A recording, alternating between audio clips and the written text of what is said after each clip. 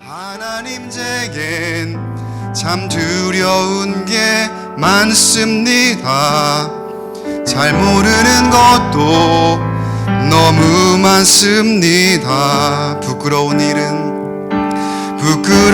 일은 헤아릴 수도 없고, 지치고 힘든 때에도 그때도 의연한 척해야 할 때도 있습니다.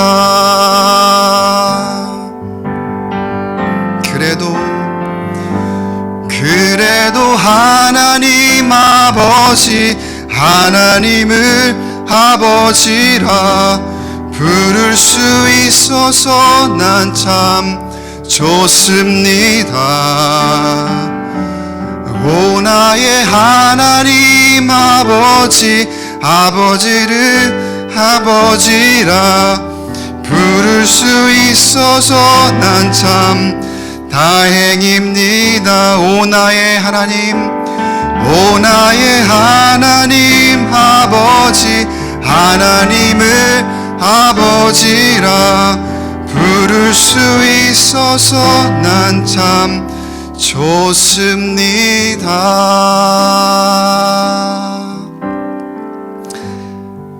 아멘입니까? 공감이 되세요? 참 두려운 게 많습니다.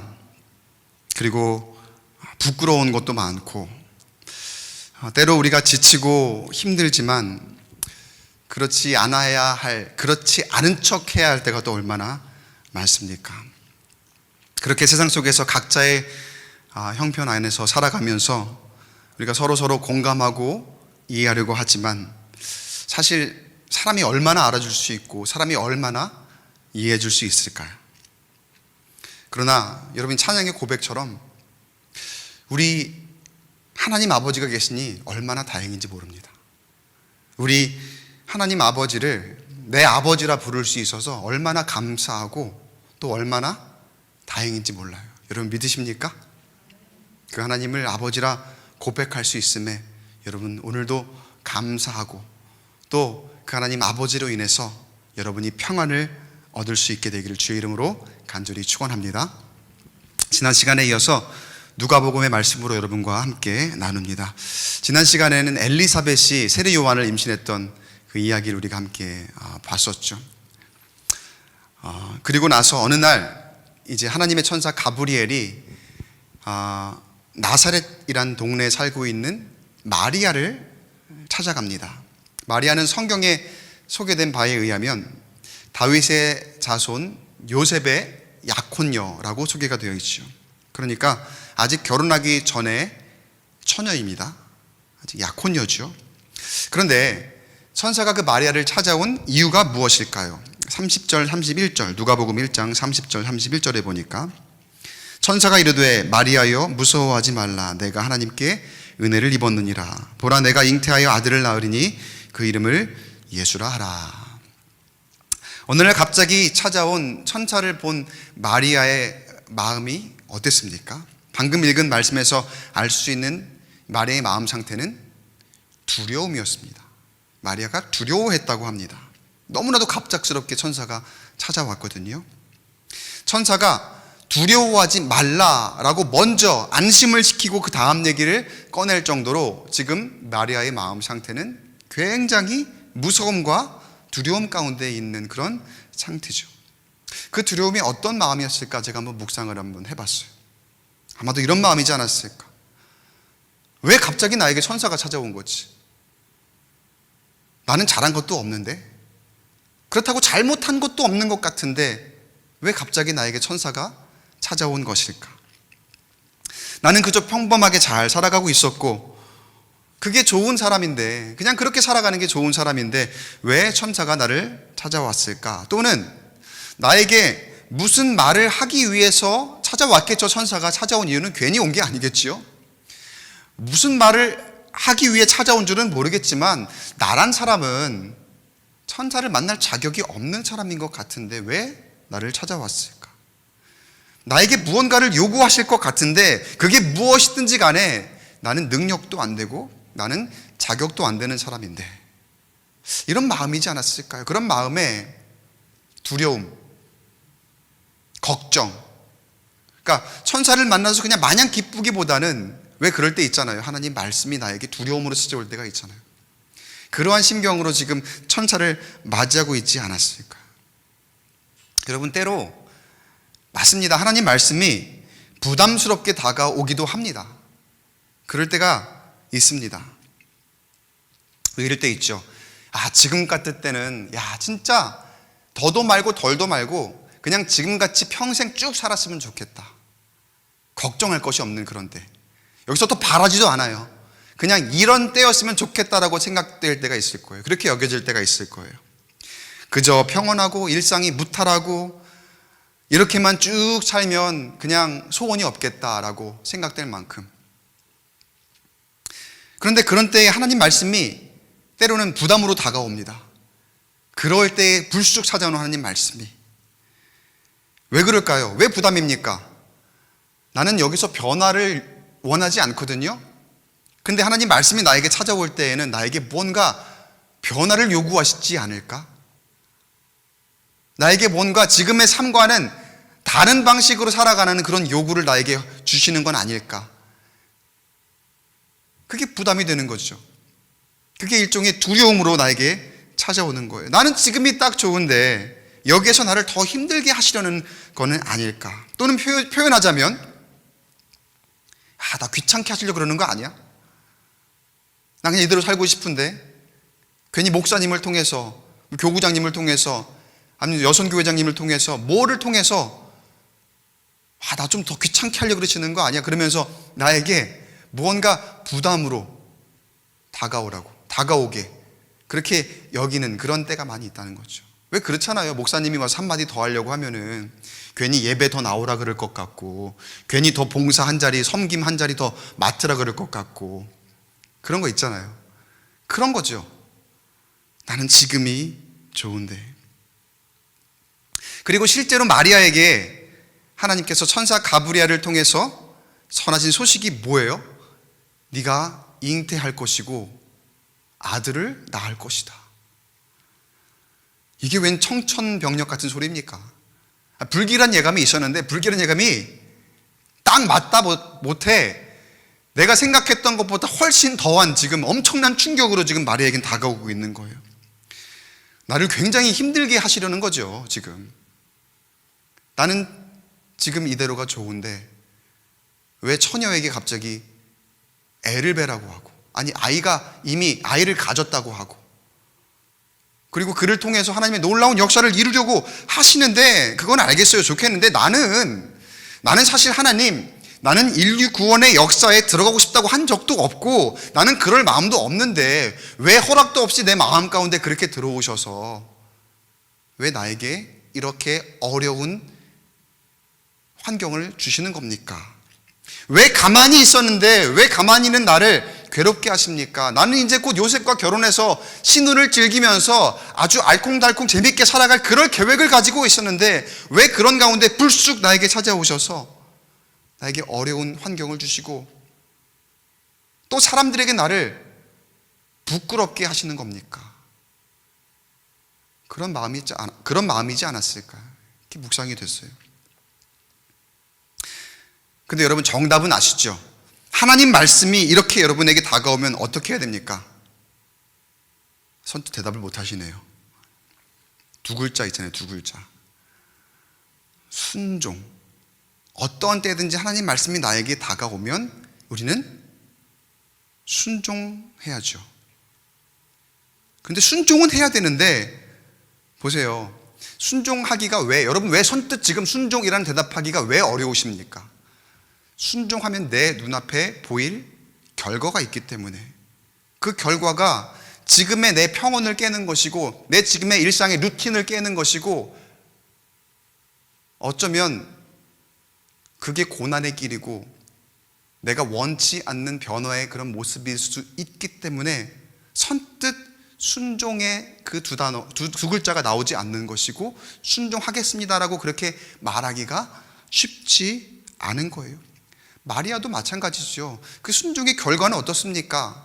사람들이 색안경을 끼고 볼 것이고, 또 그 아이를 낳는 해산의 고통과 그 앞으로 일단은 결혼하지 않은 상태에서 남편은 어떻게 될 것이며, 그리고 사람들과의 어떤 그런 관계는 어떨 것이며, 여러 가지 복합적인 그런 문제를 생각하면 선뜻 순종이라는 단어가 떠오르기 쉽지 않은 그런 환경이죠. 맞아요. 순종이라는 것이 이렇게 굉장히 두려울 만한 것일 수가 있습니다. 내 생각과 뜻대로가 아니라 하나님의 뜻대로 나를 바꿔야 되는 거거든요. 내 것은 다 내려놓아야 된다는 그런 의미가 그런 의미로 나에게 찾아올 수도 있기 때문에 사실 많이 두려워할 만한 그런 일입니다. 지금 마리아도 그런 무서움과 두려움 가운데 있는 거죠. 그런 마리아의 두려움과 걱정과 무서움이 지금 이 성경에 그렇게 표현이 되어 있는 거예요. 자, 그런데 천사 가브리엘은 마리아를 안심시키면서 어떤 위로의 말을 건넵니까? 어떻게 아까 성경 말씀에 그 뒤에 뭐라고 했어요? 내가 하나님께 은혜를 입었느니라. 사랑하는 성도 여러분, 때로 내 현실을 생각하면 절대로 받아들일 수 없는 일도 있었을 겁니다. 우리 연초가 되면은 신천 임명 직분자 임명 이렇게 할 때잖아요. 이제 곧 설 명절 지나고 나면은 2월 첫째 주로 계획은 하고 있습니다. 그래서 신천 직분자들을 이제 교회에서 임명해드리는 그런 예배를 드릴 텐데, 집사님들은 이제 나중에 기회에 그렇게 하고, 권사님 대상이 되시는 분들은 제가 이제 따로따로 한 분씩 길지 않은 시간이긴 하지만 따로따로 면담을 합니다. 면담을 하고 제가 당부드리는 말씀과 또 기도해드리고, 또 앞으로 교회를 위해서 열심으로 일해 주시고, 또 예배 생활 여러 가지 모양으로 잘 해주십시오 라는 그런 이제 말씀을 드리고자 제가 그렇게 면담을 하거든요. 근데 만나는 분들마다 그 모양이 각양각색입니다. 그런데 공통은 뭐냐면요, 물론 그 모습이 맞기는 해요. 권사님 대상이십니다. 이번에 권사로 세우실 겁니다. 그러니까. 그런데다가 그래요? 맞아요. 나는 권사 돼야죠. 당연하죠. 나 같은 사람이 그렇게 하는 것보다는 제가 부족한데요. 저 같은 사람이 어떻게 권사일까요? 그게 사실은 더 맞는 모습이겠죠. 다행히 전자의 분들은 없고요. 다 후자의 그런 반응을 보이시는 분들이에요. 그런데 그 반응이 사실은 너무 과해서 문제인 거예요. 실제로 그 반응이 너무 과하니까 그 부담을 어떻게 느끼냐면요, 제가 이 말씀을 묵상하면서 뭔가 이렇게 딱 이 오버랩 되는 게 있더라고요. 거의 뭐 성령으로 잉태하신 수준의 그런 부담을 느끼시는 거예요. 권사님이 되시겠다는데 어떻게 내가 무슨 뭐 권사가 돼요? 나는 안 돼요. 나는 자격이 안 되고 내가 무슨 권사를 해요? 부터 시작을 해서 이제 나오는 거죠. 나는 집사가 좋아요. 집사가 자유롭고요. 집사가 뭐가 자유롭습니까? 집사 직분도 사실은 교회 안에서 자유롭다고 하면 안 되는 거죠. 여러 가지 핑계들이 나오는 거예요. 나는 기도도 못하고요. 나는 어쨌거나 여러 가지 모양으로 형편도 안 되고요. 부담스럽습니다. 안 됩니다. 등등 갖가지 이유들이 많이 있더라고요. 그럼 제가 얘기를 드리죠. 권사님 되고서 무슨 교회를 완전히 짊어지시고 무슨 변화를 엄청나게 이루라고 뭐 그렇게 말씀드리는 거 아니니까, 그런 건 바라지도 않으니까 걱정하지 마시라고, 오히려 권사 된다고 너무 오버하지 마시라고 그렇게 제가 말씀드려요. 권사 됐다고 너무 이렇게 막 다 짊어지고 가시는 것처럼 그렇게 차라리 안 하시는 게 더 맞다고 그렇게 제가 말씀을 드리죠. 그저 교회를 위해서 소소한 작은 것에서부터 순종하는 마음으로 교회를 위해서 기도해 주시고, 또 섬김과 봉사의 자리에, 그리고 예배의 자리에 가장 먼저 와 주십사, 제가 그런 말씀을 드리는 거예요. 그래서 모범이 되는 중직자가 되어달라는 그런 주문을 이제 드리는 거거든요. 근데 일단은 처음에 이 말씀을 들은, 이야기를 들으신 그 반응은 뭐예요? 두려움이었다는 거죠. 걱정이었다는 거죠. 나는 아니에요. 나는 지금이 좋아요. 그런 분들이 거의 다 대부분 그러시더라는 거예요. 그런가 하면은 여러분, 우리 인생에 원치 않는 고난의 길을 걸어가야 될 때가 있습니다. 나는 지금 너무나 잘 살아가고 계시는데 어느 날 갑자기 나에게 불쑥 찾아온 고난. 왜 나에게 이런 일이 생기는 거지?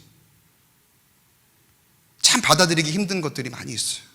갑자기 찾아온 질병의 문제, 또 부모 마음대로 되지 않는 자녀의 문제, 또 일이 뜻대로 되지 않아서 늘 걱정과 염려 가운데 살아갈 수밖에 없는 그런 현실들. 그러면 우리가 늘 질문합니다. 왜 하나님 나에게 이런 어려움을 주시는 겁니까?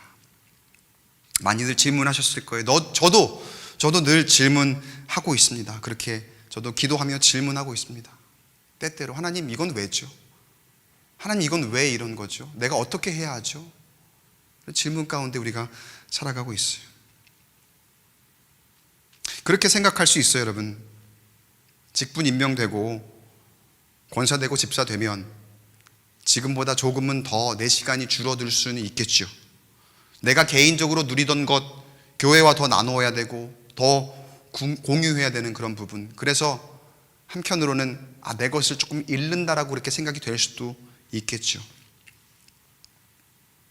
또 지금 나에게 닥쳐있는 고난의 문제들 가운데에서 여러분 각자의 형편에서 그런 것 때문에 너무 힘들고 지치고 어렵고 그래서 연약해 있는 그런 모습,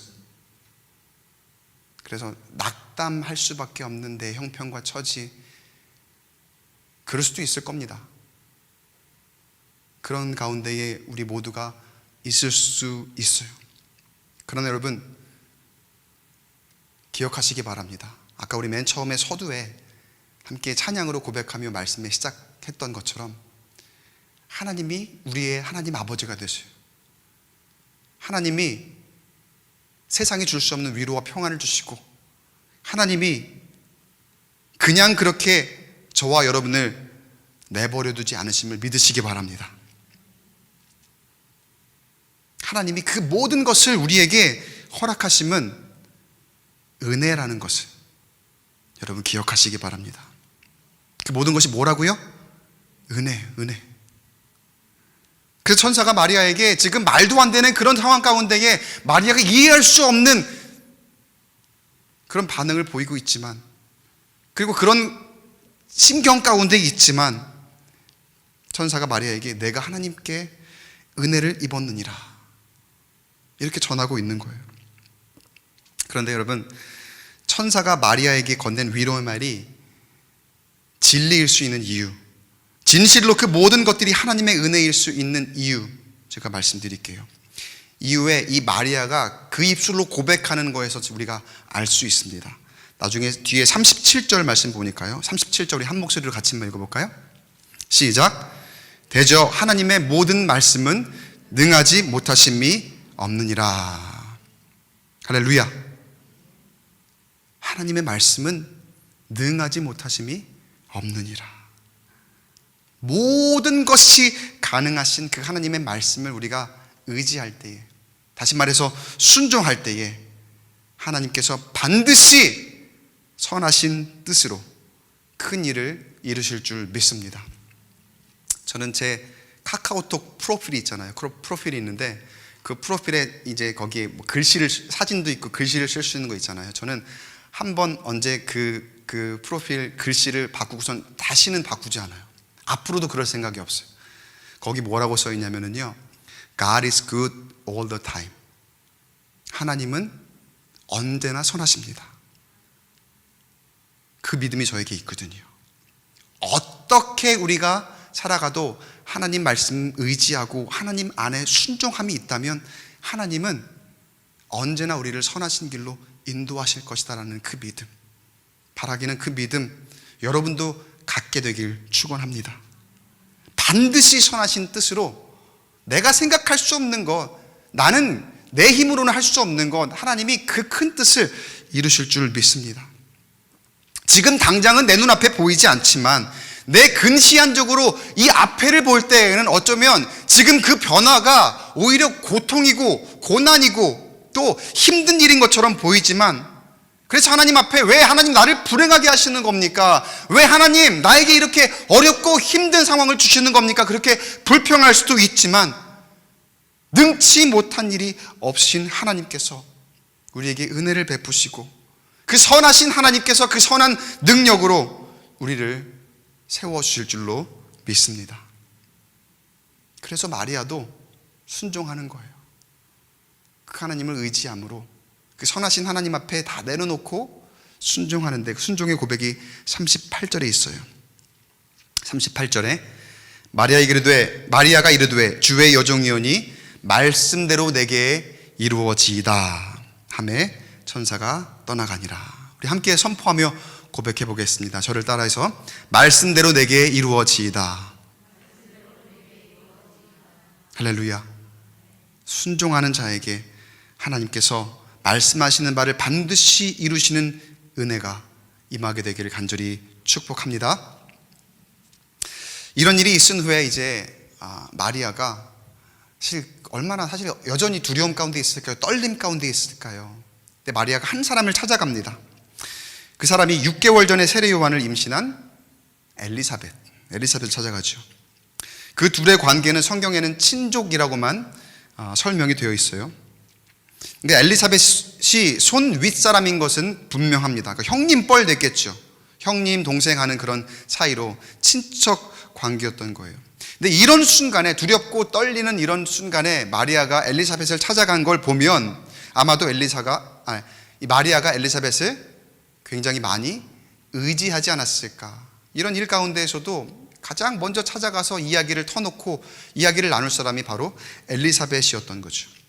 그럼 마리아를 엘리사벳이 맞이합니다. 그런데 이 엘리사벳이 마리아를 맞이할 때에 그 가운데에 특별한 감동이 느껴지는 거예요. 엘리사벳에게. 그 내용이 41절에 보세요. 나와요. 함께 읽어보겠습니다. 시작. 엘리사벳이 마리아가 문안함을 들으매 아이가 복중에서 뛰노는지라 엘리사벳이 성령의 충만함을 받아. 그 특별한 감동이란 게 무엇입니까? 성령 충만. 엘리사벳이 성령의 충만함을 받으니까 그가 진심으로 마리아를 축복하는 거예요.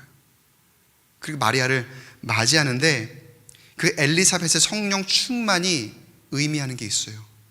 엘리사벳이 성령 충만해서 어떠한 모습으로 이 마리아를 받아들이느냐, 맞이하느냐 봤더니 엘리사벳이 굉장히 낮아진 모습입니다. 그리고 진실함으로 이 마리아를 대하는 그런 모습이에요. 거기에 대한 내용들을 보면은 42절에서 45절까지의 말씀 가운데에 이제 엘리사벳이 마리아를 맞아들이는 그러한 이 장면인데 한 절씩 우리 같이 한번 읽어볼게요. 42절 보세요. 큰 소리로 불러 이르되 여자 중에 내가 복이 있으며 내 태중의 아이도 복이 있도다. 총 복을 빌어주고 있죠. 43절 보세요. 내 주의 어머니가 내게 나아오니 이 어찌된 일인가. 아주 겸손하게 자기를 낮추고 내 주의 어머니라고 내 손 아랫사람 마리아를 높여주고 있는 그런 모습이잖아요. 44절 보세요. 보라, 내 문안하는 소리가 내 귀에 들릴 때에 아이가 내 복중에서 기쁨으로 뛰놀았도다. 45절까지요. 주께서 하신 말씀이 반드시 이루어지리라고 믿은 그 여자에게 복이 있도다.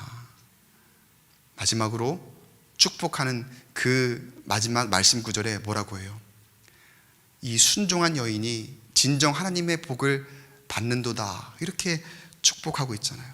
이 모든 이 마리아를 맞아들이는 엘리사벳의 이 태도와 그의 말에 어떠한 것이 묻어나와 있습니까?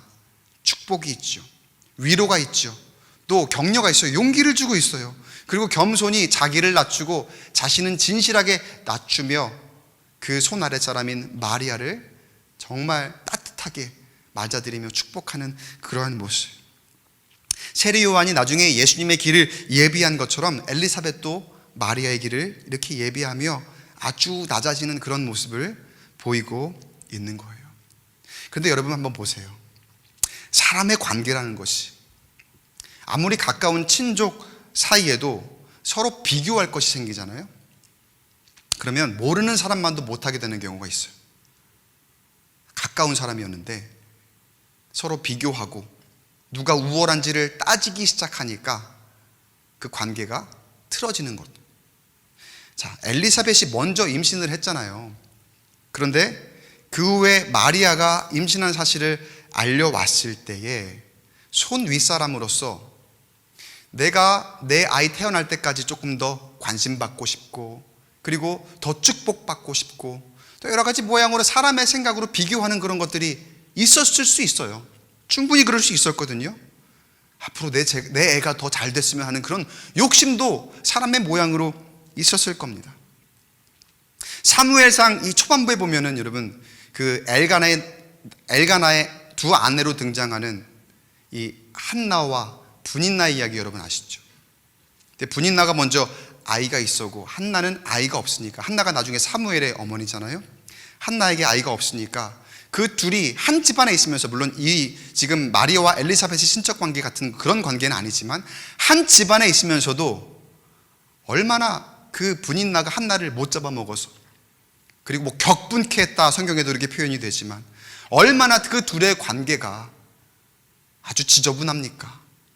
서로 비교하고 누가 더 잘났는지, 그 분인나의 그런 모습을 통해서 사실은 우리 세상 가운데 살아가는 그 사람의 그런 모습들을 우리가 투영해 볼 수 있는 것 같아요.